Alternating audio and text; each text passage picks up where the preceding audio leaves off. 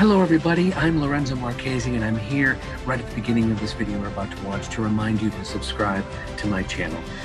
It's very helpful if you do, and also please tell your friends, your family members, and share it if you can. Love to hear your comments and feedback, but just want to make sure you subscribe. Thanks for watching and we'll see you soon.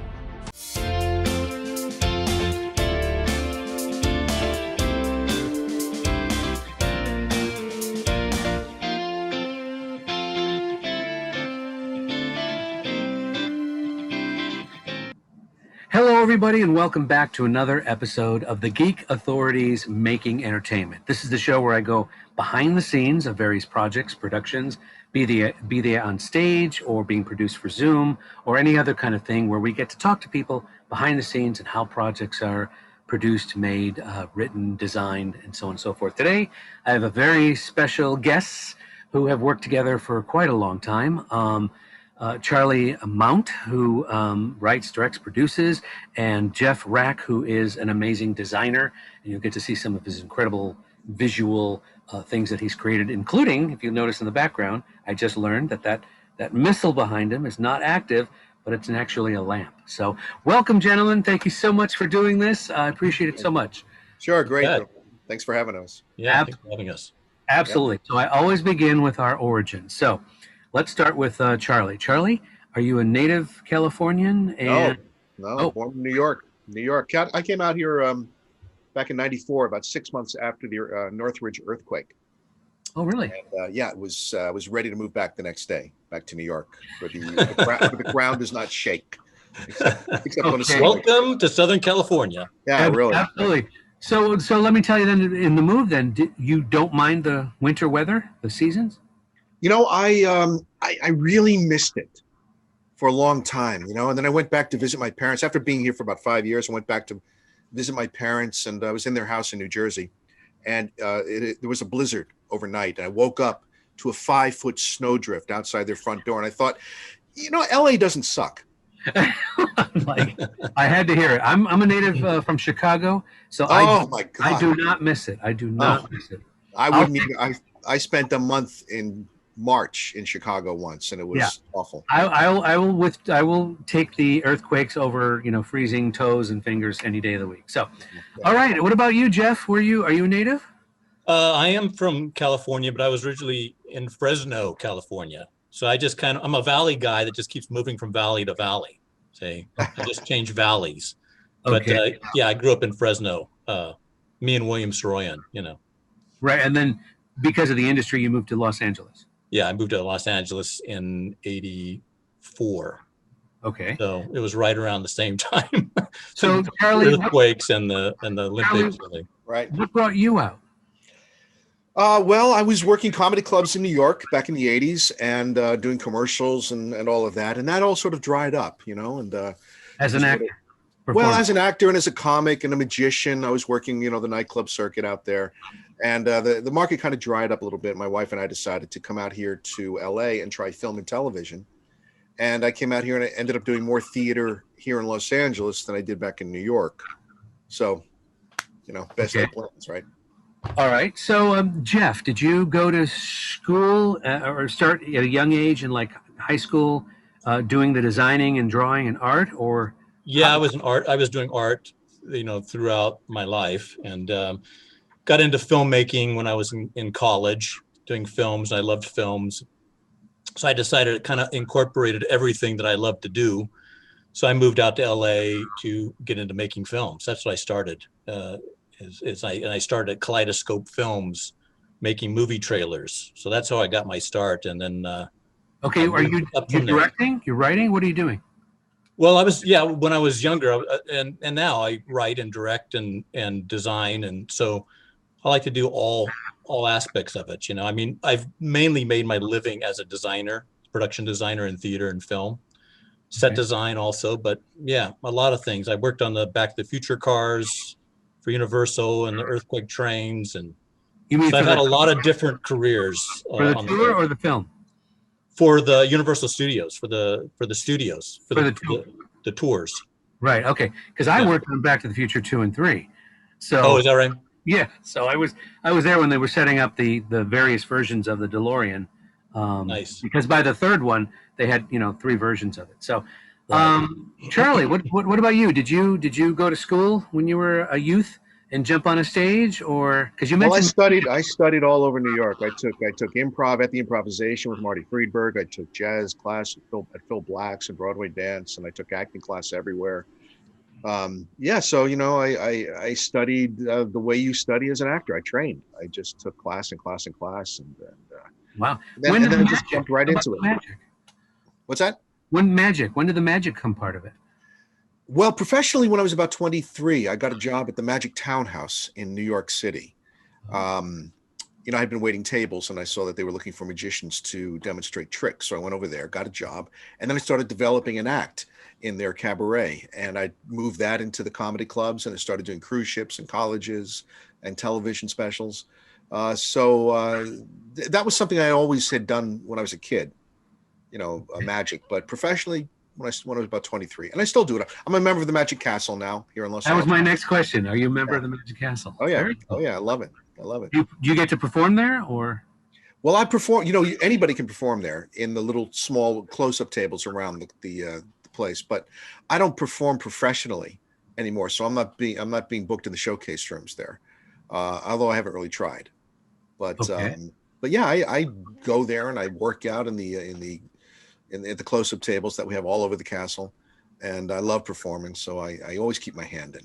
Yeah, I So know. Charlie's awesome. He's an awesome magician. Yeah, I know several people who do the Magic Castle, and I'm always amazed by one of my guests was Mika. I don't know if you know Mika Cover. Mike Yakova, sure. Yeah, Oh Mike is yeah, we know great. Micah. yeah. I interviewed him, and he did Yeah. actually did some on-camera magic. I didn't know you do magic. Otherwise, I'd say, "Can you do a trick?" But anyway, uh, I know. Okay, so there you go. Okay. Wait, there it is. Okay, I invented that. did you really? Did Do you? I get really? royalties? No. Okay. Well, it's a great little gag. So you guys are both involved with Theater West, correct? Yeah. Mhm. Okay. Is that where you met? Where did you guys meet? Actually, I was doing. I was set to produce Requiem for Heavyweight, the West Coast premiere of Requiem for Heavyweight, and I was looking for a set designer. And one of our members at Theater West, Stu Berg, recommended Jeff, he had worked with over at Theater 40. So Jeff came over and worked on that, and that's how we met. And Jeff has designed every set that I've done at Theater West, and I've worked on shows that he's written, and we just started collaborating, and then together we formed this group, Arcane TheatreWorks, and now we're producing together. Nice. Creating podcasts and live shows. And Well, the Requiem for a Heavyweight thing was a great entry for me because I'm a big Rod Serling fan. So when I heard Requiem for a Heavyweight, I was like all over it. It's like, yeah, I definitely want to do that. And so that's when I met Charlie and we worked on that. And we actually on that same show, I was working with someone else, but we did the Twilight Zone live on that same set. And I designed it to work for both shows, for the Requiem and for that show. And that was pretty popular too. So yeah, Very that's cool. how, and then Charlie and I have been doing stuff together ever since. So how long have your collaborations been? Like how many years? well, Requiem was 2006, right? Right. 2006. 2006, and we formed, and we've been, we did at least a show together, at least once a year. Yeah. But we formed Arcane TheatreWorks. What's it been? 3 years now? 3 or 4 years? 3 years, I think. Yeah. 3 years, and we did the first show we did at the Whitefire Theater was a show we put together ourselves called Martians: An Evening with Ray Bradbury, which was really fun. And So you didn't make it out to see that show, see? I didn't. you missed that one. Okay. But when you're reviewing like 6 shows a week, sometimes it's hard to get that in there. But Yeah. in terms of I'm getting a very strong sci-fi vibe here that both of you love. You love designing it, and you love working with it, writing it, directing it. So Yeah. where did that come about? How did that come about? Well, I think we just both have a common interest. I mean, I was always fascinated by magic and creature feature movies when I was a kid, and Jeff absolutely, is into all of that. So when we formed Arcane TheatreWorks, we decided let's sort of focus on that spooky, strange, weird, and fantastical genre of writing and producing, and perform. So, We both what love. do you what do you think of the modern like film and TV productions where they're kind of going gore? I mean, is that the kind of thing that you like? As far I've as never been a big fan of gore, just gratuitous violence. I like things that are a little more subtle and are creepier. I think if you can have it work in their minds more than, have the blood splatting all over the place. Although I was a big fan of like Texas Chainsaw Massacre, but that was if you really look at that movie, there's not you don't really see anything ever enter anybody's body, or there's right? blood everywhere, but it's done in a very interesting and stylized way. Okay, so I imagine you're obviously Rod Serling fans, you're Alfred Hitchcock fans, that kind of. Definitely. Well, Yeah. Yeah, okay. And I Edgar grew up with Allan all that Poe. stuff. And my first actual kind of job when I moved to LA, because I moved here and I was supposed to be doing something else, and it didn't happen. And so I hooked up with Forrest J. Ackerman. Forrest Ackerman, who was the editor of Famous Monsters of Filmland, and I was a big fan of Famous Monsters growing up. And so to get to work with Forrest, and I worked at his house, so I was into all that stuff. Everything that was in Famous Monsters, and Charlie's the same way. When you say worked with him, did you do what makeup? What'd you do? No, I helped him at his house. He had his house was open to come in and look at his collection, Oh, his collectibles. So I would help organize his stuff, organize his posters, organized his collectibles, and just helped him. And then along the way, I actually worked on a film called The Sci-Fi Boys. Have you heard of The Sci-Fi Boys? no. With a friend of mine, Paul Davids, was the director of that.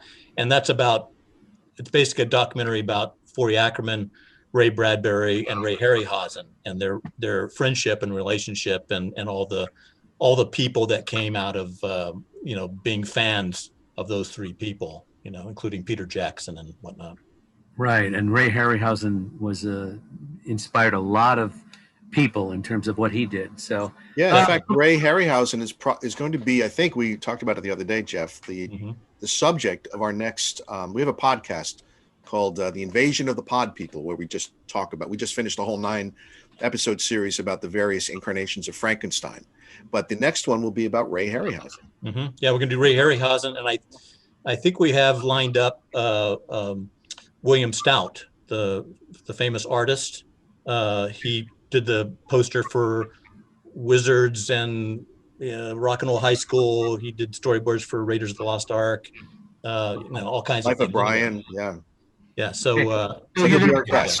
You're going to be talking about his career, his films. No, we're going to be talking about Ray Harryhausen, and Yeah. he's going to be on there talking about Ray Harryhausen with us. Oh, he's a big fan okay. of Ray's, and he's done books of his illustrations just of Ray's characters. So, yeah, I mean, we'll probably get into talking about him a bit, but I think the fun of it for me of asking people like that is that we're not asking you on to talk about yourself, because they get that all the time. We're asking you to come on as a fan and talk about things that you love, like we love, like Ray, and to talk about Ray. So that's what that'll be about. Wow. Yeah. Well, if you ever need another geeky on your show, let me know. I'm a fan of a lot of things. So are you a geek, Lorenzo? Are you a little bit. I don't know. You tell? I don't know. Anyway, okay. So you're you met doing I don't know what the term is. You got Jeff in to do your show at the TheatreWorks, because you're already a member, right? You've been a member. Oh yeah, I've been a member a long time. Sure. Like how long? TheatreWorks. Oh, since '96, I think. Okay. My wife just joined, and then I joined. Yeah, I've talked to a lot of people on my show about who work at TheatreWorks, or your director, all kinds of fun people. But so when did you decide to do this? I guess you call it a production company with the two of you. Well, I think that's because we both had worked with Ray Bradbury. I'd gotten to know Ray. I played Ray in a production at TheatreWorks called The Banshee. And Ray would come to rehearsals, and he co-produced. And then I co-produced with him his production of Falling Upward, for which Jeff did the set. And we both had a great love for Ray Bradbury, for his writing. And I'd come up with an idea for a show based on his writings. And Jeff and I went over to see Ray, and we talked to him about it before he passed away. And from that sprang this idea that we should form a little company and put up the show about Ray, and then do other things. And so I think that's really what brought it. We'd already worked together on so many projects, but it was really Ray Bradbury that brought us together.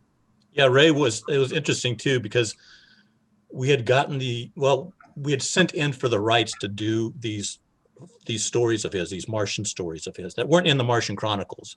Right. And while it was away in the mail, he actually passed away. So we thought we weren't going to be able to do them. We thought, oh, okay, that's into that. But they cashed the check, and so we were in. It's published. Yeah, it was really a labor of love to do that, and it was funny because we had these great stories of his to adapt and to do. And actually, this is an interesting thing, is that Ray trusted us to adapt his stories, because Ray always adapted his own work, and so that was quite a honor to have him let us adapt his work. And what we found out, and when we were doing workshops of it, was that we had Ray in there. We had the character of Ray and Charlie playing Ray, but and he's talking about how he creates, and people love that, and so they said, we want more Ray. So we ended up creating it with really having Ray as the the glue of the piece together. We wrote this show, and I had maybe 10 minutes of dialogue, but people wanted more of Ray, so suddenly I had to memorize this whole play. Wow. So when you mentioned doing the stories of his, these are already published works, or these are things that he's never produced? Right. Or? We took 4 of his stories that all take place on Mars, but are not part of the Martian Chronicles, because the rights to the Martian Chronicles are difficult to get. And we incorporated that into the premise of the show, is that Ray was sort of giving a lecture on writing, and he would create plays and stories in front of you. And the stories that we chose to create were these 4 stories, and they all took place on Mars. And Jeff created this amazing sort of Martian set, and we had projections, and we had other cast members too, and we took them all to Mars. And it was a lot of fun. I want to go back a little bit. You mentioned how the rights to Martian Chronicles are hard to get. If you have the author involved, how does that happen? Well, I think there was another production of Martian Chronicles, another film production that was being planned. I don't know if it's still being planned. I don't know where that is.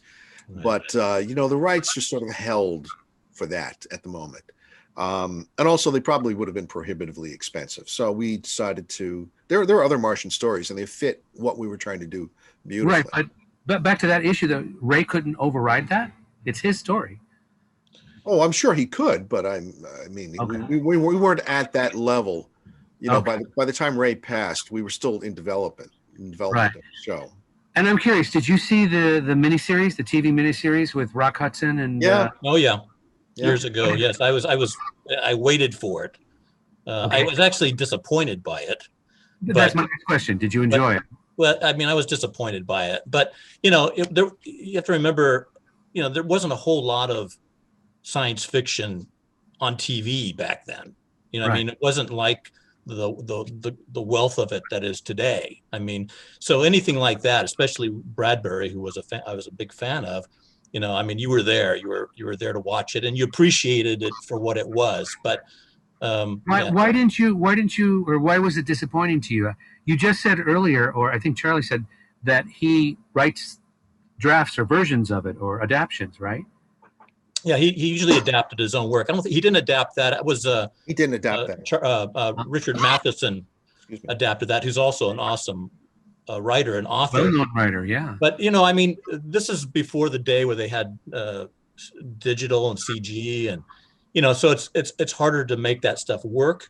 Also, but I thought it was kind of ponderous. It just kind of moved kind of at a slow molasses-like pace. I thought the book itself was not written as a single narrative story either. Right. It was a collection of stories that an editor of Ray suggested he put into a collection. So there's not a main character that runs through the Martian Chronicles or a main narrative story. In fact, he changes his mind about the rules of Mars, story to story, about who the Martians are. So when it came time to do the miniseries, you needed a narrative thread, and they layered that upon. It's difficult to take a short story. Have you ever talked to Ray about his? Have you talked to Ray about that miniseries? Yes, he wasn't crazy about it. No. Oh, okay. No, I There think you that's why by the time we got to know Ray, I think that's why he was not happy with anybody adapting any of his work. He Right. wasn't a fan of much of what had been done with his stuff. So Right, kind of like J.K. Rowling does with her Harry Potter. She won't let anybody. well, first of all, she's still alive, so why should she? Okay, good point. So let's talk about him a little bit. How would you guys describe him? His personality, his down to earth, wild and crazy, quiet. He was genuine. He was a lovely man.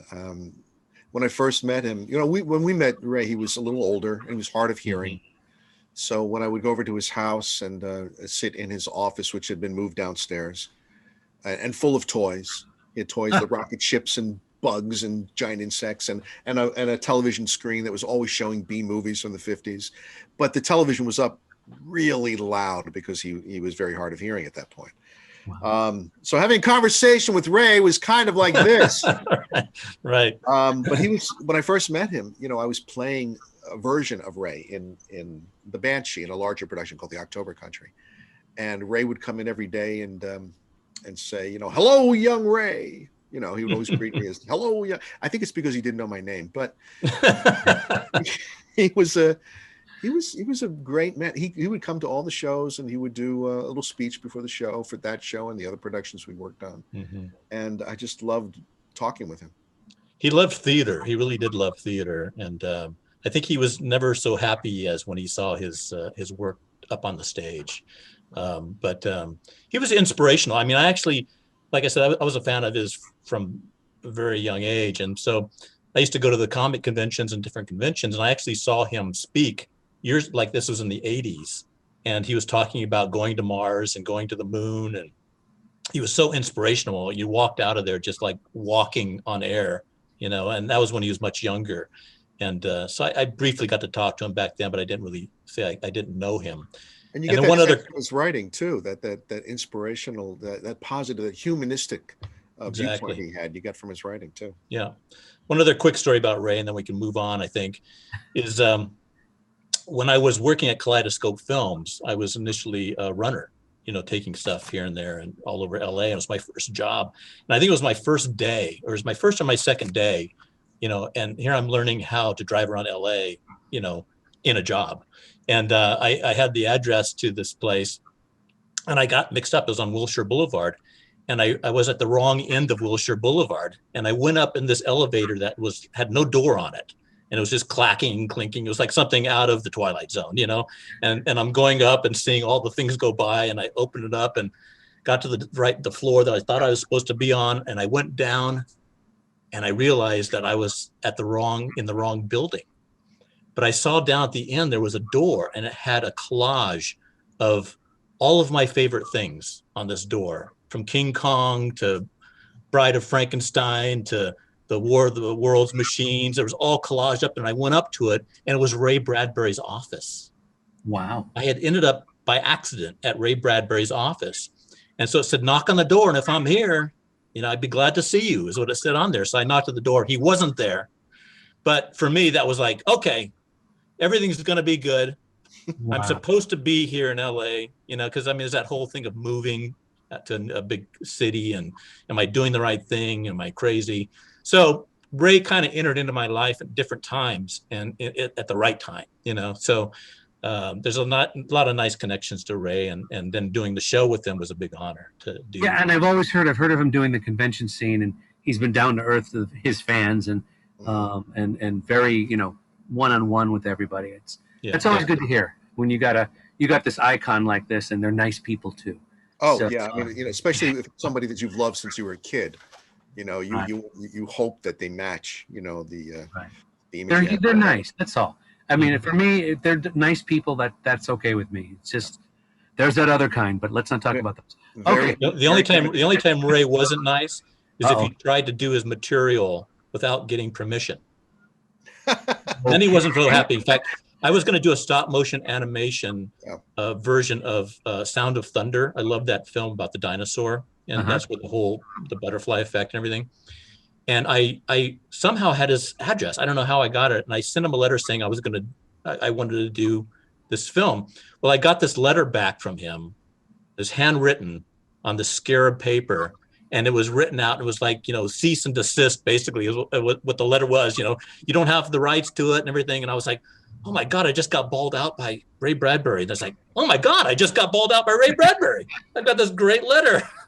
So wow. And that's something that just because he wanted control, or just because he had so many people that would take his. I mean, starting with the EC Comics, they did his stories, and then he found out about it. He goes, hey, this is a really good story, but could you that's my story. And then they started doing his stuff and featuring it on the covers.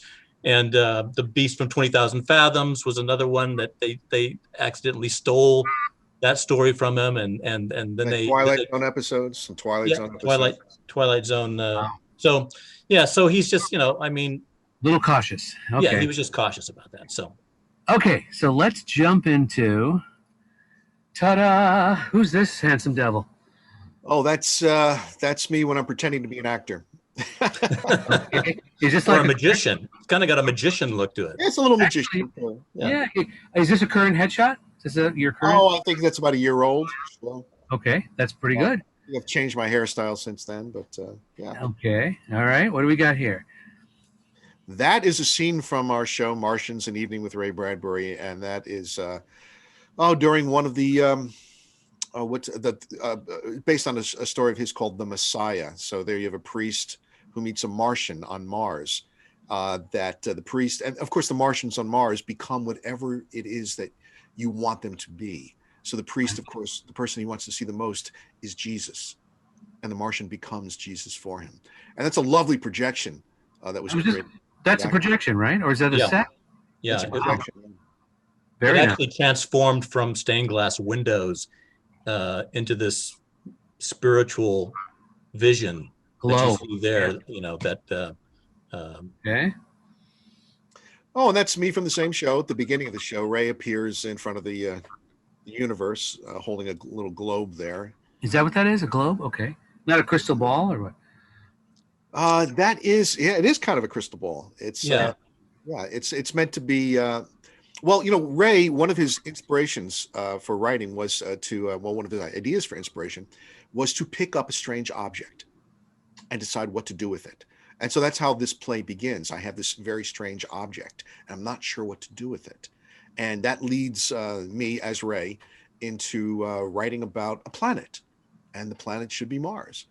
So it's interesting, and I think that's why Ray always littered his desk with toys and rocket ships and little toy robots, because whenever he needed inspiration, he would just grab one of them and just begin writing.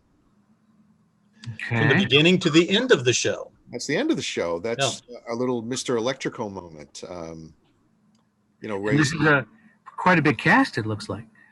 Oh, yeah. We had a great cast of about 10, 11 people, and they were all wonderful. They all played different citizens on Mars. Right. And this is Theater West? This is the Whitefire Theater. The Whitefire Theater. Okay. Yeah. So what we did on this particular play is, even though the stories were individual stories, we connected all the people together as a community on Mars. So the characters from one piece would enter into another story and then another story. And at the end here, they all come together to celebrate this moment with the younger couple. Right. The house is brought to Mars. So right. That's why so Martians is actually named Martians. Is we realized that they were the Martians, because now they were the ones that were living on Mars. Living on Mars. What year was this? When was this produced? It was about 3 years ago. Right. Okay. Yeah. Okay. Another scene from the same show, an episode of based on his story, The Blue Bottle, about two scavengers on Mars looking for a fabled Martian blue bottle that will supposedly give the person who opens it the thing that he desires the most. And of course, Beck there is holding the bottle. The thing he desires the most is death. So it's a very strange little story. And there I am as Ray, just sort of creating the story on the fly. Right. What kind of painting the picture there? Yeah. Okay. What's going on here? So this is from our production that we did of Twilight Zone. It was called Stories from the Zone, Rod Serling's Stories from the Zone. And this is from that famous episode of the Martian episode. Will a real Martian please stand up? If you remember that episode. Yep. Pretty classic episode. So this was one of two that we did. We'll get to the other one. And this is John Combs playing the man behind the counter at the end when he reveals that he is a Venusian with a third eye. Jeff adapted these stories. He directed The Martian. When I directed this one, Mr. Garrity in the Graves, which was one of the few comedic Twilight Zones. I mean, it had a little bit of a gruesome ending, but it was kind of funny, and a good one. Actually, a very good story based on a kind of a true story about a grifter that comes through and would tell people that he could raise the dead, and then all the people would say, "Well, I don't think I really want them to come back," yes, and so then he'd get money out of them to not have them come back. You know, in this scene, they're all giving him money to put the people back in the graves. Wow. So this whole thing came about. The Twilight Zone as I got to know Anne Serling, Rod Serling's daughter, and so through her we were given the rights, the okay to do those two episodes, and she liked my adaptations, and so hopefully we can do some more in the future. We'll see. Yeah. Good for you. Now, does that mean you can do those two again, or do you have to get her permission? It was for that specific run at that time. You know. Okay. Yeah, there's a little bit of a kerfuffle with the rights right now between Ann Serling and CBS, and we don't want to get in the middle of that, so we're going to wait a bit. Wow. Okay. And that seems to be common these days, where I guess the bean counters / lawyers are at odds with themselves because people want to produce product and the rights belong to here, or you can't do this. TV is this, film is that. Is that you run into that a lot? I take it, or no? Well, I mean, when you're dealing with something that's popular and such as the Twilight Zone, you do. I mean, the thing is that who actually owns the theatrical rights? Supposedly CBS does not. That's what I mean. But That's what I mean. I think I would think there would be some sort of one overseer who would divvy whatever they need to, for the. Well, it depends on how the product was originally disseminated between film and television rights. So like Rod Serling kept control over the Twilight Zones that he wrote. Right. But does that mean that anybody can do them on stage? We don't really know. It's not. Yeah, really I mean, he as the writer, he has the rights to his writing, just like any writer does. CBS has the rights to the product that was made from his writing, correct? But that's why we didn't call the show The Twilight Zone, because that's a title owned by CBS. We called it Rod Serling Stories from the Zone. Right. Okay. I've heard a lot of negative stories about CBS and the properties like Star Trek and Indiana Jones and all that. They're I guess picky about it. But anyway, let's move on. I mean, this, it's valuable to them, so they, they try and keep control of it. I understand that. Hey, look at that guy. That's oh yeah. Who did this? Who did this wonderful character? It looks better than I do. That's why I sent it to you. Okay, you do this? I met this guy at we just met him and he was doing drawings and he did this drawing of me and gave it to me, and I'm sorry, I don't know his name. Okay. Off the top of my head, but off the top of my bald head, I don't know his name. But yeah, he did a great job. So wonderful. I love it. Okay. What do we got here? All right. This is from a show called Victor. And it's about the Frankenstein mythology. It's after the end of the novel, when the creature goes off on the ice floe, and he ends up on this island, and Victor actually ends up there as well. So it's a sequel. Can I say, when I first looked at this picture, and I don't mean this as an insult or anything, it's like, because as you know, I'm a big geek sci-fi fan, but when I looked at the background there, the lighting, the design of the rocks and everything, I swear I was looking at one of the original Star Trek sets. It's like the exact tone and texture, and I'm like, wow. Well, they probably use similar stuff to make it. I had that one photo that you'll show underneath it. And yeah, like Matt Jeffries was the production designer for Star Trek, right? Right. And It, I actually knew Matt. I actually met Matt Jeffries and got to know Matt Jeffries because he had a hangar at in Santa Paula at the Santa Paula airport, and that's where I used to live in Santa Paula. But so I used to talk to him about set design and whatnot, and so definitely I was probably influenced a little bit by Star Trek, watching it all this it's time. beautiful. Looks like you walked off the set. Okay, what's this? Ooh. Yeah, so this is the structure underneath it. This is what was built out of wood first, and then I used foam and spray foam and actually hard foam to cover it. But you have to make locations. We did the same thing with Seascape. We'll get to in a minute. You have to have levels because people are climbing up on the cliff face. So right, and that's what you, actors walk on, right? They walk up on it.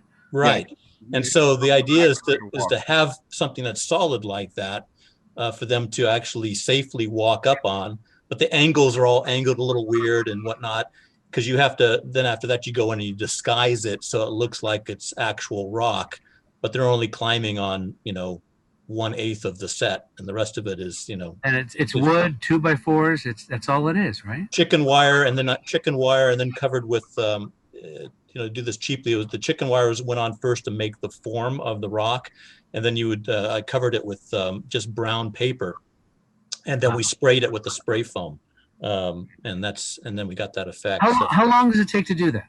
How long does it take to make that? Well, this is a big set, so this was about 3 weeks, 3.5 weeks or so. Very cool. Ooh, look at this. This is from Jesus Christ Superstar at Simi Valley, the Cultural Arts Center. And it looks like an altar. I was thinking it was an altar of some sort. Yeah, it's kind of interesting. The whole set actually opened up in the center. It cracked open when Jesus came through the center. And then also the holes were, you can see in the center there actually lights come out or where it makes a cross. It actually makes the cross in there, and arms coming through and whatnot. So it's also a lot of foam. So I was into foam. Right. Well, I sculpted and breathed in a lot of foam in my life. Yeah, and it's amazing. You use the foam, you put paint and lighting on it, and it looks like the real thing. It looks like solid rock. Exactly. Yeah. Okay. This is an open fish show called the Chekhov Machine, and just kind of a more abstract, interesting design with, as you see, quite a few elements in front of it. Kind of encompassed a lot of Chekhovian themes and. Right. Is the audience in front of where the camera is? Is that where the audience? Basically they're in front. They're in front, looking in, and it goes around to the side. So this is kind of on the corner. So the front of it is more open. And this is a little bit higher, so you don't want to block view. And you said open fish? Open Fist. Fist, okay. Theater. Okay, Open Fist Theater. That's a theater company, right? Yeah, in LA. Yeah, a very well respected, and they do good work. Yeah. Okay. Ooh. Charlie, you want to talk a little bit about this? Oh yeah, the second play that I produced that Jeff designed for was The Line in Winter, directed by Mark Travis, and Mark Travis wanted to do a very unconventional line in winter. He didn't want a conventional castle set. It was almost like a Fraggle Rock kind of idea. He wanted, he wanted the idea that animals were sort of, going in and out of these caves. So Jeff created this really strange series of rocks that could actually move. Some of these rocks would move. And so Mark would have them move around. So some of the rocks became thrones, or they became fireplaces. So the rocks themselves became the set pieces, the furniture as well. Yeah, actually, the one on the stone on the left, the far left, there is actually a throne. That's the throne, right? Yeah. And you can turn it around to be something. Yeah, exactly. And it's what this whole thing was. I'm very much into German expressionism, and I love the old German expressionist films and Caligari and those types of things. And so this was my German expressionistic view, a vision of rock faces and rocks and stones. So it has that kind of feeling to it. Right. So you're telling me these are built on casters or wheels? All this? Actually, what I do is I use sliders. They're like where you slide furniture. Mhm. Okay. Because when you stand on wheels, they move around and it's dangerous. But when you stand on like something that's on sliders, it sticks in place. But you can move it, horizontally across the They space move on a very smooth easily. surface. Yeah. Are they lightweight? Are these? Or are they No, they're heavy. These things are pretty heavy. But I mean, Well, they're light with to move. the sliders on it, they move pretty easily. I mean, none of these bigger ones didn't move, but the throne there was on the sliders. And then Okay. Jim Beaver owned that for a while. Then Jim Beaver kept that throne. Did Jim he? Beaver was in this show. Uh, Playing Okay. Henry. Yeah. I got a question. Okay, so you're doing Lion in the Winter, and as a designer, you're brought in to create obviously the set design, the whole look of it. And he says, okay, you know what? I want to go right field with this. Does he kind of describe what he wants, and then you? Actually, you know what he did? He brought in rocks from his garden. The director, Mark Travis, he brought in rocks from his garden and sort of put them together like a little mini Stonehenge thing. And it wasn't by any means a 2-scale model of any kind. But then Jeff extrapolated from there and created this amazing set. So did you present him with the sketches and all that, or did you just build? Yeah, no, I did sketches of it, of course. Yeah, but I mean, yeah, it did come out of the whole basic idea of it being like Stonehenge.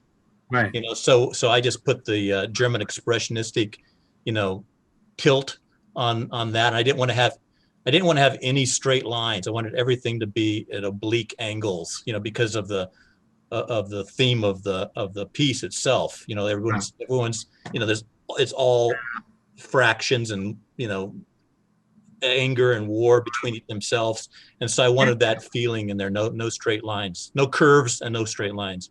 Right, and I know what it is for like the actors and say the directors in terms of when a show ends and the piece is done. But how is it for you as a designer and builder? You build such of these amazing pieces.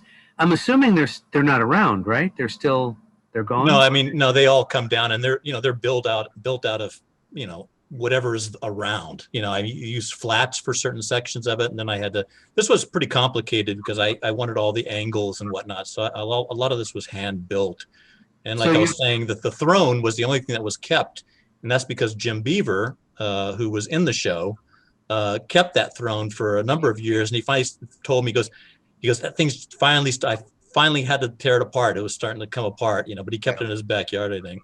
Right, but seeing these sets destroyed or torn apart, it's it's like a life, right? I mean, it's part of the job. It's only there for a while. That's why you take photos. That's right. Look at this. Look at that. This is Dancing at Lunasa. That's the third show. Who directed the show?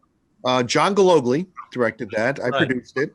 It's the Right. third show I produced, and Jeff designed the set. And the only thing I gave Jeff for this was I wanted to see the sky. I wanted a background because the play is about some of the more primal instincts that come out of the characters who are sort of more conservative. It's a more conservative community.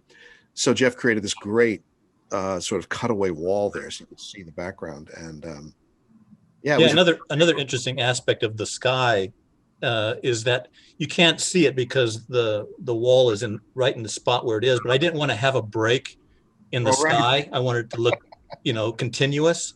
So actually, behind that, I built a curved wall that connects up, right? So it looked great. And there was a tree that's back there that just hides the seam, so you don't see where the edges of it is. There had to be a break there because that's where the actors exited and entered. Right. So to hide the seam, he put a tree there. It was great. You're talking about this area? Yeah, it's right. Yeah, right in there, exactly. Okay. But this is the other fun fact here is that this was the second time I had actually done a Twilight Zone show. We did it on this same set. Mm-hmm. And so when I was building this, I obviously was building it for this particular show, but I was also thinking in terms of the Twilight Zone. So what we did is there's a curtain that closes in front of in front of this. And so what I did is I took that curved piece that's back there, and it was on wheels, and I moved it in front of the drapery. And we did 5 characters in search of an exit, which is that one about the dolls in a barrel. Yeah, famous Twilight Zone. Famous Twilight Zone. And so that curved wall that was used for the sky was also used for the inside of the barrel. Didn't you build that curved wall for Requiem originally? Maybe I did. Yeah, maybe I did build it for that. I think I built it for this. Actually, I thought. Okay. I know, I'm not sure. I can't remember. Long time ago. But anyway, so it's just the way you use different things, and how you have to think ahead, Right. So this is at Theater 40, and this is another Rod Serling piece. This is Patterns. I don't know if you're familiar with the Playhouse 90. It was it was his first piece on television that really got him acclaim. This was before Requiem for a Heavyweight. Patterns was the first thing that kind of broke him out. And so did he write this for television, Jeff? I don't remember.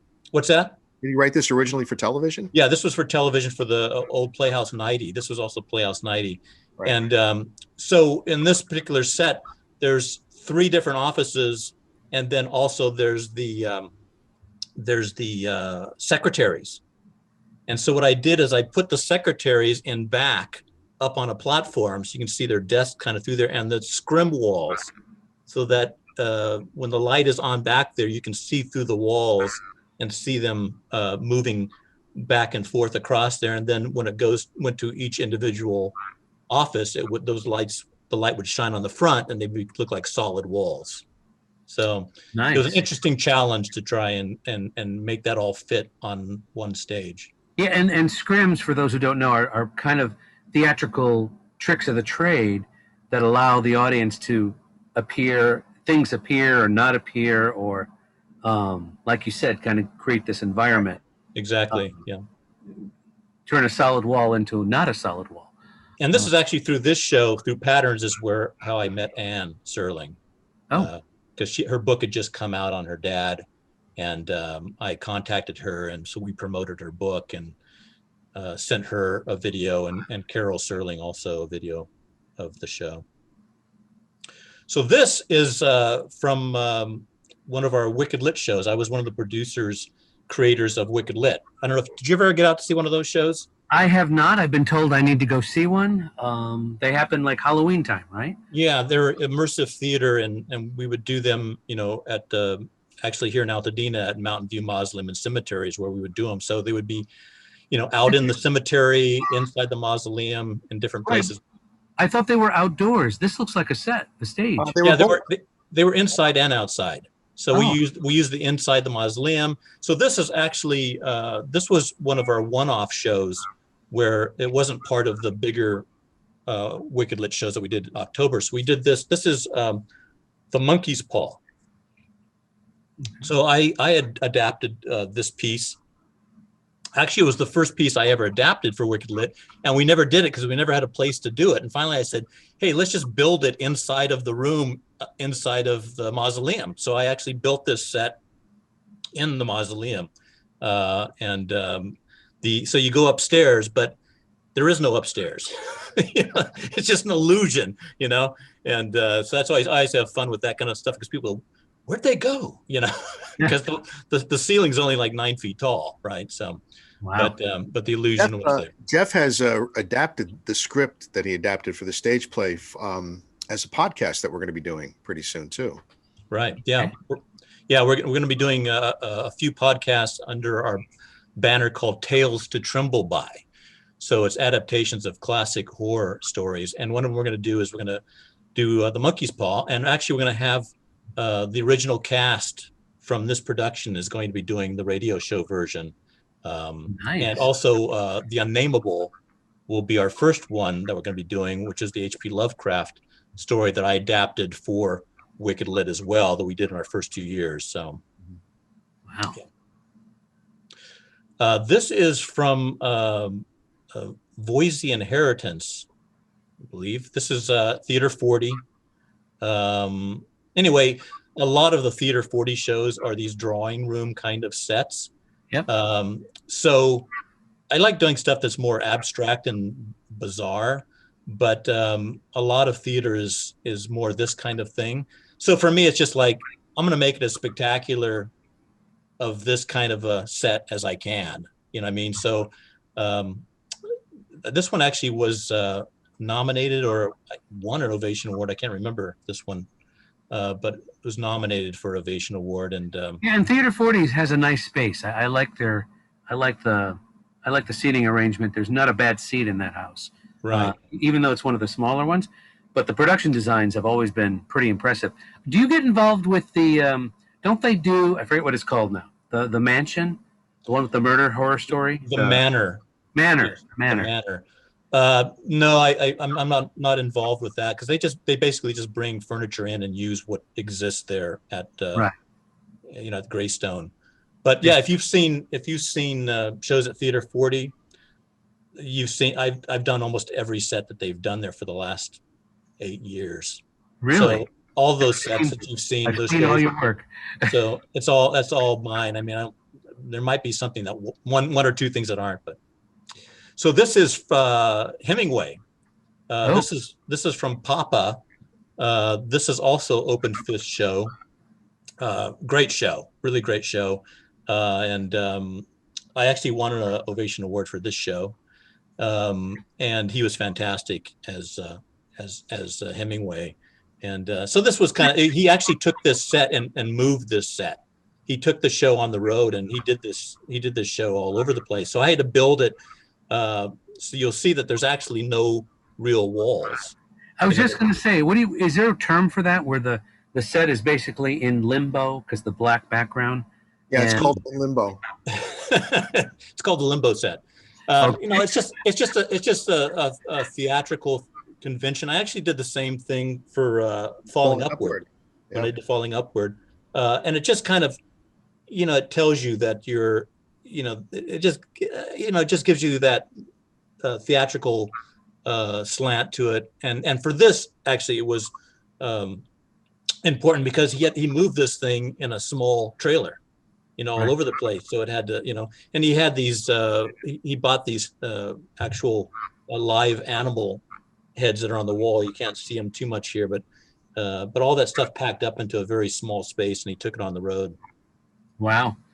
Okay. Now, what is this? This is an early set that I did of Hamlet. This was at Ojai, at the Ojai, the stage out there, the Libby Bowl theater.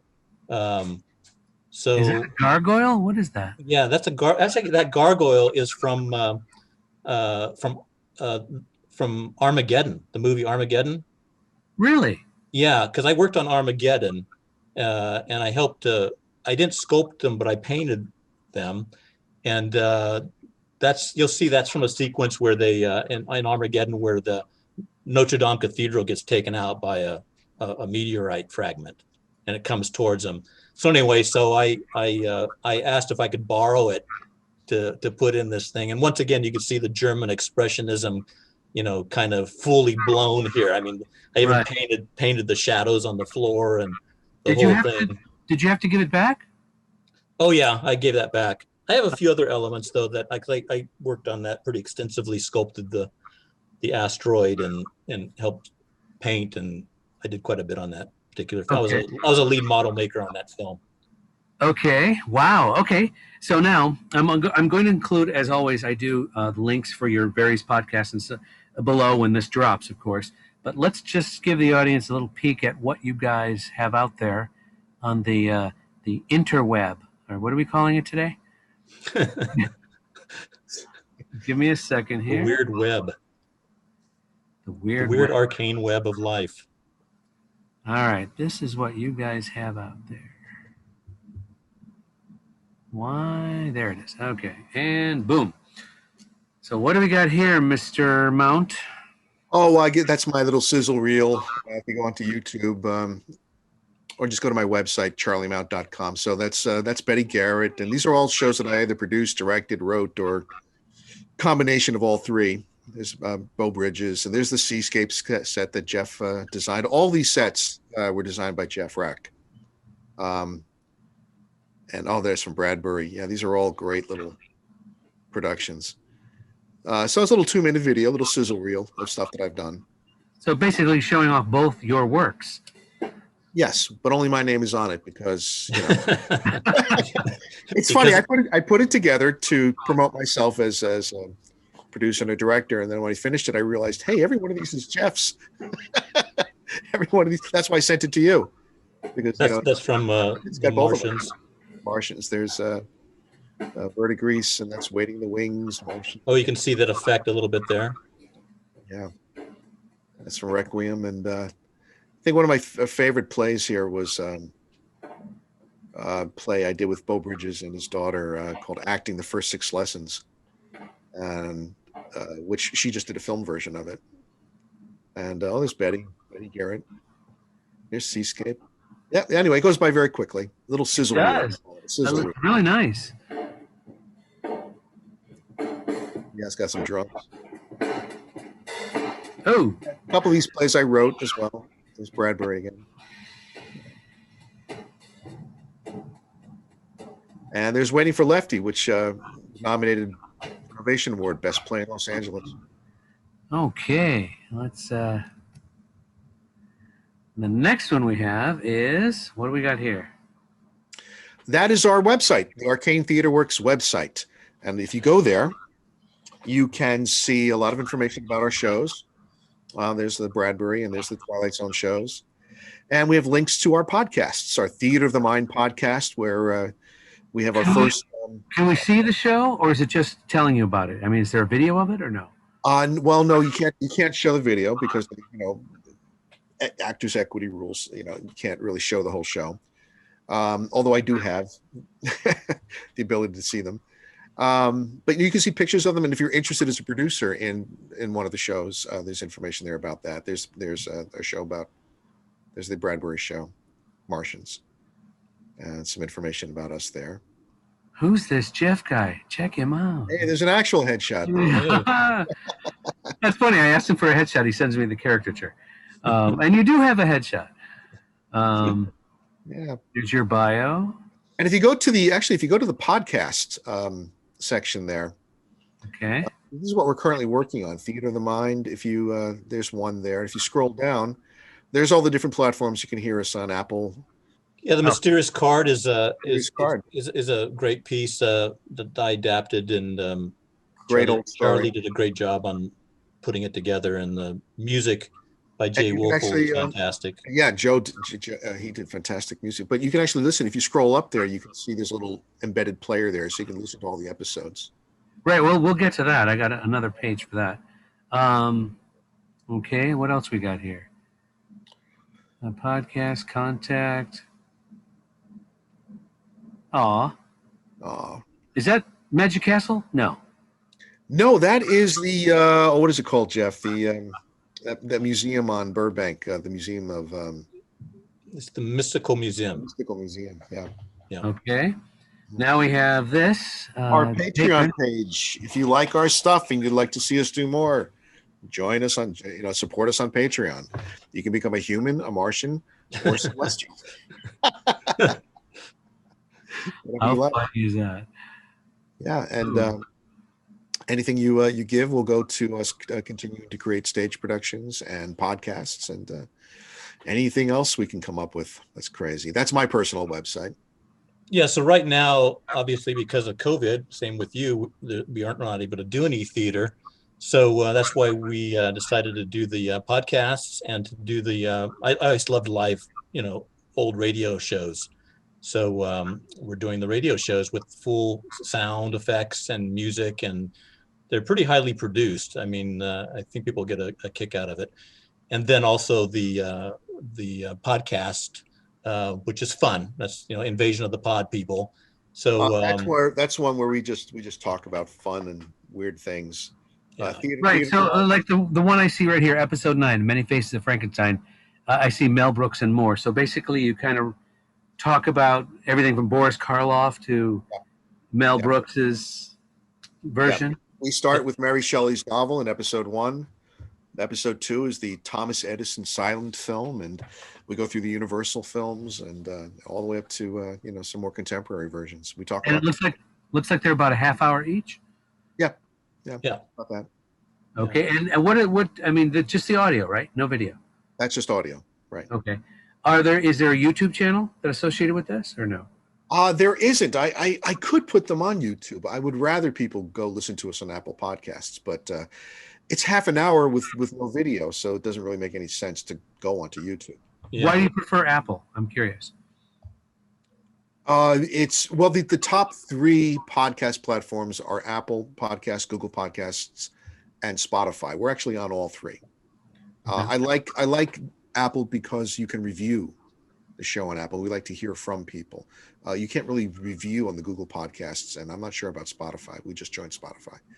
But on Apple, it's a nice way to hear back from people, to get their reactions to our podcasts. Wow, very cool.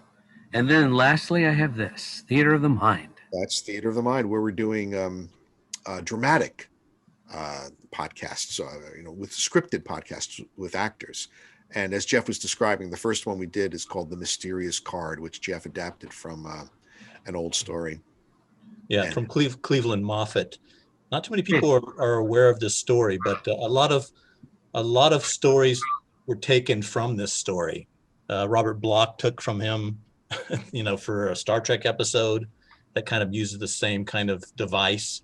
But it's a pretty unique story that I came across, and I was like, oh my God, this is where it came from, And so I was going to adapt it actually for a Wicked Lit show, and then I decided to do it. When we read through it, I go, this sounds like a radio show, and Right. It works really great as a radio show. So you adapt it into a radio script, and then you cast it, and then you record it in one night, or how do you do it? No, it took quite a while to record it because it's quite involved, and there's a lot of editing involved because there are a lot of sound effects. And as Jeff was saying before, we have a composer named Jay Wolfel who just did astonishing music. It's beautiful to listen to. Yeah. So it's a very lush production. It's 6 episodes. Each episode is about half an hour long, and it took a number of weeks to record it, and then more weeks to edit it. Very we cool. do have a couple other things. We do have a couple other things coming up, hopefully in the future live shows, but they're kind of off in the distance. But in October, I'm looking at doing a show. I live at the Zorthian Ranch. I don't know if you're familiar with the Zorthian Ranch. It's kind of, you can look it up. It's pretty. Oh, you'd love it, Lorenzo. Interesting place. A lot of Gerard Zorthian is this amazing artist that started it. He's no longer alive, but his family runs it and owns it. But there were a lot of famous people here, from William Saroyan, Charlie Parker did a gig up here. Wow. So the idea is to do this. Richard Feynman, you've heard of Richard Feynman from the physicist. So the idea is to do theater with whiskey. That's the plan. So It's called the Zorthian Spirit Crawl. And the idea is to have smaller groups of people, because it'll all be done outside, where you move from actor to actor. And Gerard, an actor playing Gerard, will actually be leading you and having these conversations with these famous people from, like I said, William Saroyan, Ray Bradbury, Richard Feynman, Charlie Parker. And so you'll have, whiskey shots and theater. That's the plan. It's an amazing location. It's like a big artists' commune up there. So it's just everywhere you go. Where is it? How far? It's in Altadena. It's Fair Oaks, in the Fair Oaks. But if people are interested in that show, it's going to be an invited guests only show. So go to our website and put your name on our email list, or become a Can I come? And because with the alcohol and everything, we're probably gonna just invite people and okay. And, For those who don't drink, though, like myself, what are you substituting? Tang. Well, I mean, for this. Tang? Tang. Yeah. I don't see. Okay. I mean, for this first outing of this show, it's going to be with whiskey. But I mean, it's going to be a show that hopefully we can continue without the whiskey as well, and Right. have, because it's going to be educational, but mainly it's going to be entertaining. But Right. so Yeah, it sounds like one of those shows that I've heard about that can literally run all year, and if you adapt it, for the season or whatever, Yeah. the Christmas or whatever, it sounds like something that people could go all the time. Yeah, so that's the plan. If people like it, if it takes off, then we can, have it on a regular basis, and Let me know when it opens. I'd love to check it out. definitely. Aside from that, we actually do have a live show that was interrupted by COVID. We did 2 performances of it at Theater West. I directed it. Jeff did the set. It's called Our Man in Santiago. Yes, I've heard Show. about it. It's a great show, written by Mark Wilding, who writes. Right now, he's writing on Good Girls on NBC, but he's also written. And who directed it? Anatomy. Charlie directed it. You directed it. Okay. Charlie did. Jeff did this beautiful, gorgeous set, and we had 2 performances. Then we had to cancel, but the set is still up. Okay. It is as soon as Theater West starts doing live productions again, we go right back in. The actors, we've been continuing to keep it fresh by meeting every couple of months on Zoom and going up. So as soon as live theater comes back to Los Angeles, that show is ready to go, and it's one of our productions. Yeah, and several of the people that I've talked to at Theater West have talked so much about that production. Yes, you interviewed Nick McDowell recently. Who's in the production. Yeah, Nick is great. So check out the interview. And Lorenzo, so you're talking about sets. So that particular set and the one at Theater 40 are the 2 longest sets I've ever had up on a stage. It's been up for a year. Yeah. So I never have that. Nobody's seeing it. Nobody's watching it. But the sets are there. So are you thanking the pandemic for it? No, it's funny. It's just. I'm not thanking the pandemic for anything. No, I'm not thanking the pandemic for anything. No. But it's just funny that they're both up there, and both shows had just started. So once everything opens up for Theater West and Theater 40, I won't have any work for a while because both shows are going to continue for 6 weeks. I think you'll still be busy. Busy.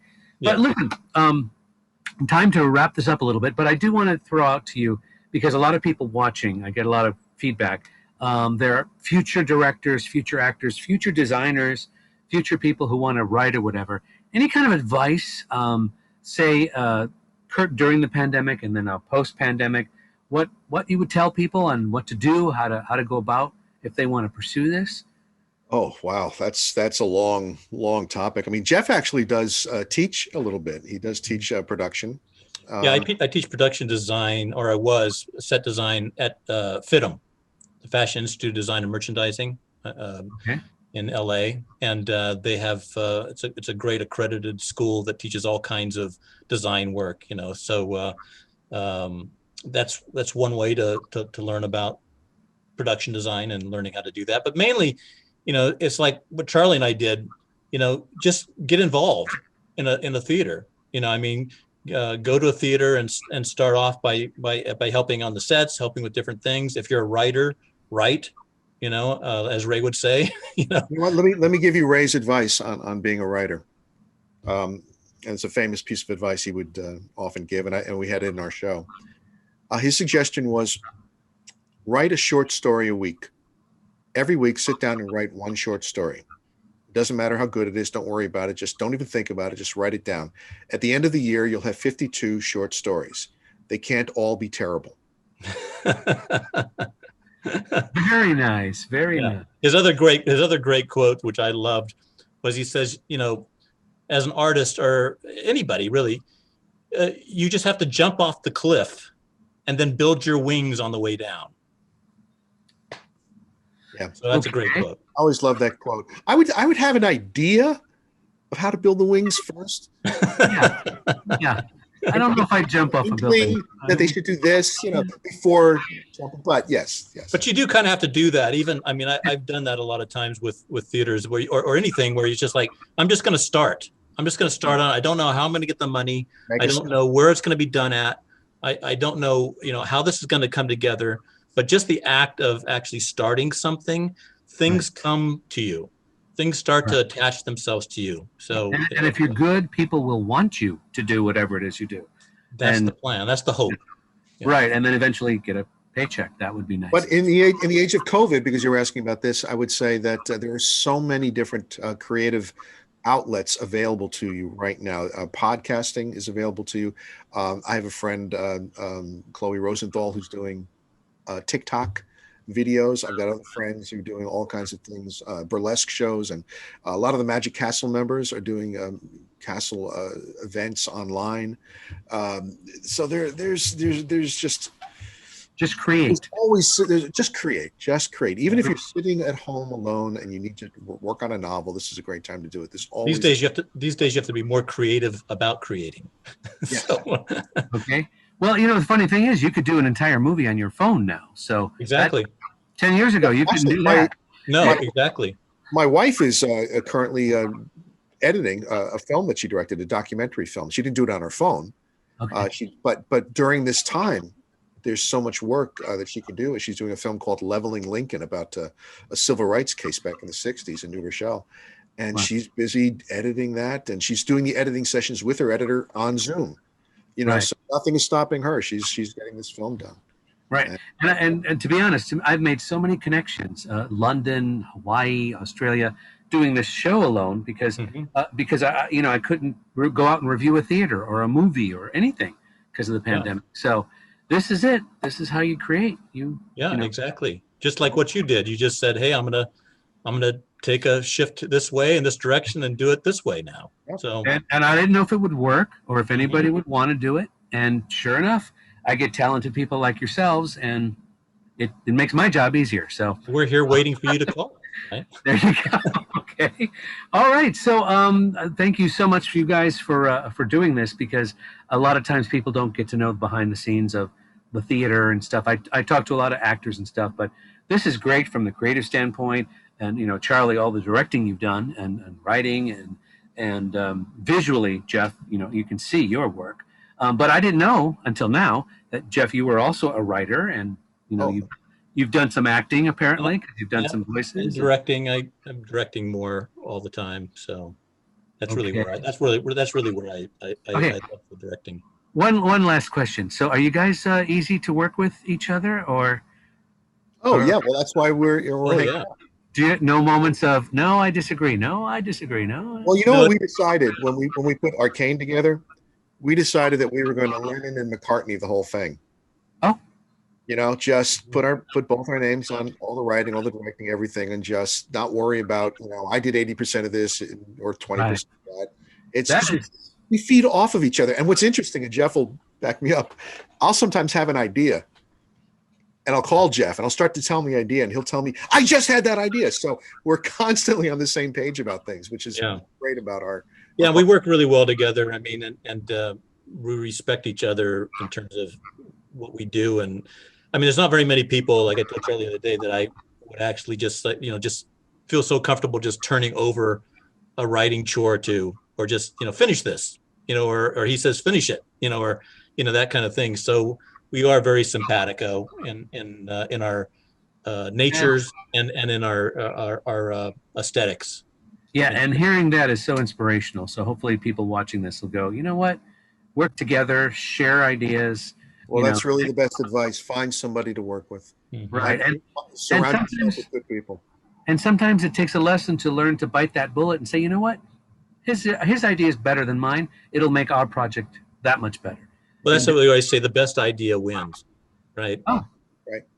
Right. So, and we always, and what's fun is to build off of each other's ideas or what they have going on. It's like, that's what the best brainstorming is, right? Is when somebody says something and you riff on it and you riff on that and you get something that's like, wow, this is really fantastic. It was great before. Now it's even better. Check your egos at the door. Check those egos at the door. Yeah. That's the best thing you can do. Just put your ego aside. But like Jeff said, do it with somebody that you trust. Right. And you guys are obviously friends, so. No, we don't like each other. We hate whatever. We work really well together. I'm not even sure of your last name. What is it? Is it Ricola or something? I can't remember. Okay, I know who the comedian is. Anyway, okay, thank you guys so much for doing this. I'm going to put your links and connections below when this drops, so they can find you or check out your Patreon, or if they want to contact you, ask you questions about Theater West or your production company, whatever. And give us feedback. If you listen to the podcasts or anything, give us feedback. We'd love to hear. Definitely. Yeah. Absolutely. And I I look at our stuff. I think you'll enjoy it. Okay. Thank you so much, guys. Real quick, just in case if you haven't yet, somewhere on the screen there's a big button that says subscribe. Please subscribe to my channel. It's the Geek Authority channel. There's also the little bell. You click that little bell, and every time I drop something, you'll get an email. You can watch it whenever it's convenient for you. Real quick, just if you haven't checked out my other shows, I have the Geek Authority's Mysterious Chamber Collectibles. That's where I actually collect things that I've collected for many, many years in the past. Toys, games, things like that that you can't find anymore. I have the Unboxing the Geek Authority, which actually I open up new stuff, see it for the first time, you see it, I see it. It's kind of fun. I get excited. I also have my Geek Authority reviews, opinions, and commentaries, and that's where I basically talk about things I like, sometimes things I don't like, and because I used to do review and be a critic, so I'm still kind of doing that, but not as much because most everything I do now is talking to talented people like yourself. Another show I have is called Talk About, which is the show where I actually talk to people, family and friends about different subjects. One of the shows was the classic Space 1999 series with Martin Landau and Barbara Bain, to the more modern series of Cobra Kai, which is on Netflix right now.